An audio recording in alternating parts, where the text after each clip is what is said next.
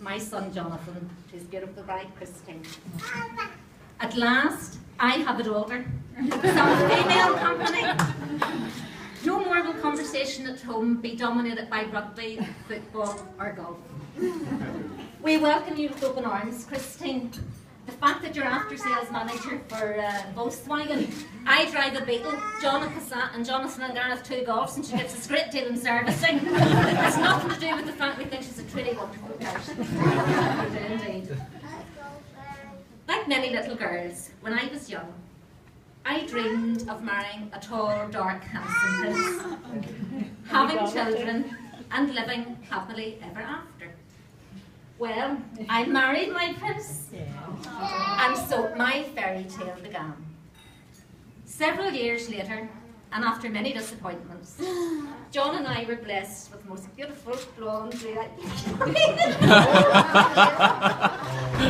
who made our lives complete, and who brought us such overwhelming happiness. And then Jonathan came along. That was the day that our house became a home. Jonathan was a very privileged child, and that he grew up in a very loving family, with so many close family members and very good friends. I have so many happy memories, it would take me a year to relate them to you of childhood. A couple in particular stand out. Of course, there was Christmas Eve, and the boys hung their stockings up above the open fire and put the obligatory carrots and mince pies out for Santa and his reindeers. And then the snowmen in the back garden, when the constant supply of warm gloves were required in order to complete the task. And then Easter Monday. Easter Mondays were a highlight in our family.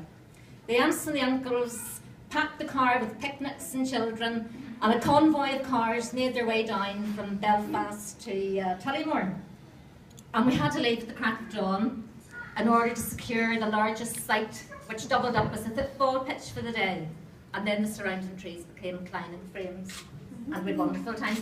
And then we might have had a sports day, and egg and spoon races, three-legged and wheelbarrow.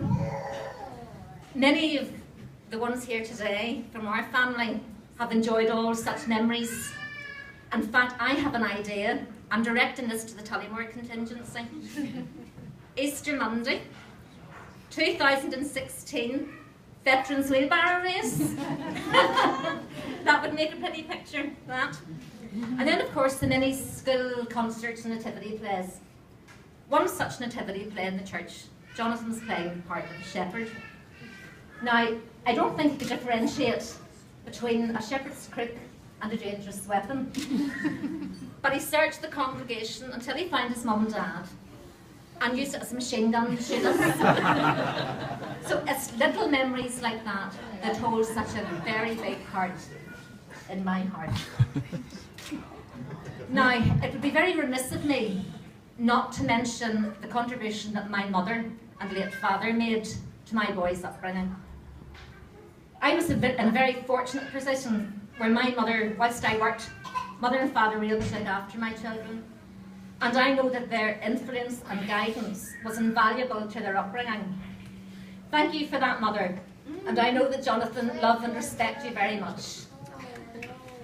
All these life's events have made Jonathan the person that he is today. He's a very loyal, considerate, trustworthy young man, who I am proud to call my son. He will make you a fine husband, Christine, and stand by you through thick and thin. You're very alike in so many ways. You make a perfect team. Now, I have a confession to make, Christine.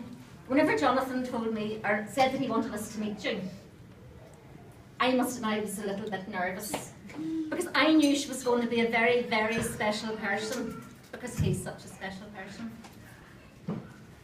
And whenever I did meet you, my worst fears were confirmed. She was a special person. And I thought there's a very real possibility here that I will lose my wee son. But the instant I met you, I knew that you would be perfect for my son, because you're such a loving, caring, beautiful person. And I thank you for bringing so much happiness into Jonathan's life.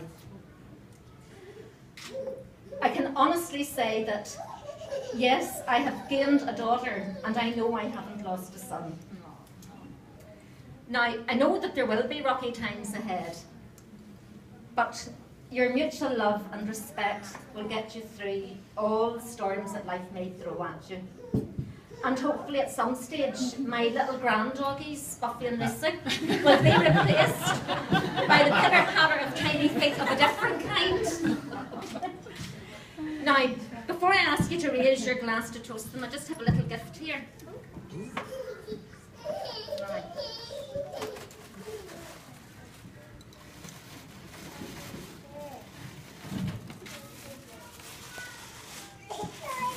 This is a little loving cup. So Jonathan and Christine can toast. There, you can share this to toast. But first, Christine, I give you the most precious gift of all a mother can give. I give you my son to be your husband, so that your fairy tale begins.